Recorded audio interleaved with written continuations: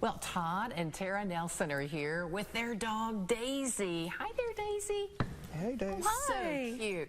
To give us some tips for those of you maybe doing a little home searching, but you have a pet, and that's a big concern for a lot of people. You know? Oh, definitely. I know, like, whenever you have a pet, you think about, you know, where are they going to stay?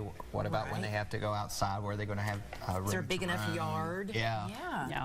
I know fencing, you know, when you look at a house, how big is the backyard? Is it fenced in? Is it secured? I know there's a number of things that people consider. Of course, you know, the size of the dog, you, of course, probably would need a bigger yard for a larger dog. And then also, you know, are there any trees back there? Because, you know, when it gets real hot outside, it's nice to have a little shade. We also like shade, and they would as well. And another thing, if you're looking at maybe a community that you don't see a lot of fences around, does it have an HOA? And if so, what type, if any, fences are allowed? So that might create a challenge, you know, when someone's looking for a house. That's a lot to think about. I hadn't even realized that you need to consider. A lot of pet owners will also, some of them will want a neighborhood that's walkable, that they can walk their pets. Maybe a park nearby. Yes. Definitely. And then, of course, inside the house, you know, does it have hardwood floors or tile floors or carpeting? Of course, it's a lot easier to keep a house clean with hardwood floors or tile than it would be carpeting sometimes when you have a lot of pets. So do you get this question very often from people who are ready to buy a home, and is that something they say, okay, we have a dog or we have several dogs, and then you all know, I guess, what direction to go with them? Well, a lot of them will tell you, I think probably the most common one is the fenced-in backyard. People with pets, that's almost a deal breaker if it doesn't have that. Yeah, and I know even some homes, I showed a $1 million home before, and you know, you don't really think about it like a house with a basement, and you need to take your dog out to use the bathroom. Well, do you have to go all the way down to the basement to let them out? I know there was a house I showed one time. It was an amazing home, but to take a dog out to use the bathroom was quite a challenge. A few more obstacles. So remind anyone, if they're tuning in today and they're in this situation, are there certain things they need to ask when they are out there shopping for a house and some property? And you mentioned a couple of them. Yeah, I mean, if they're wanting a yard, definitely let us know how big of a yard, whether it's fenced in, what type of dog they have. Okay. You know, if they have a large dog, some fencing may not be enough. Okay, so those are great things talking points with your realtor.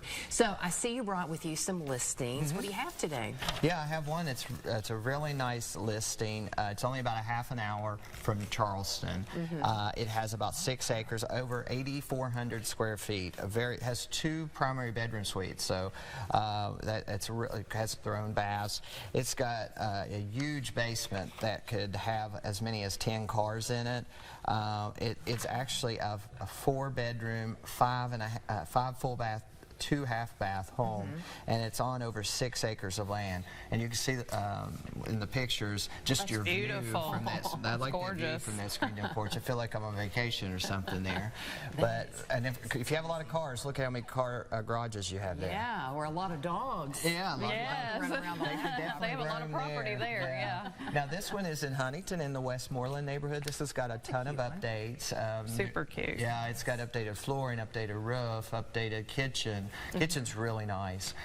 The stainless appliances. It has 2 first-floor bedrooms. This one has 4 bedrooms in all and has 2 full baths. Both bathrooms have been updated.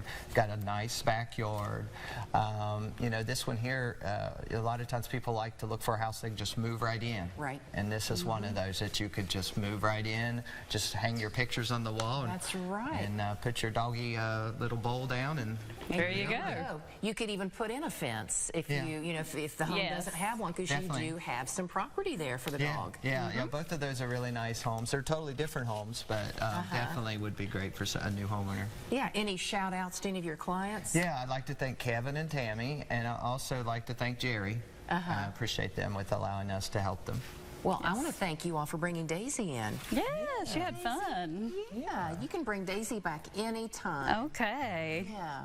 Well, thank you all so much for stopping by and helping us kind of navigate if you are a future homeowner and you have pets. Thanks. Thank you all. Appreciate it.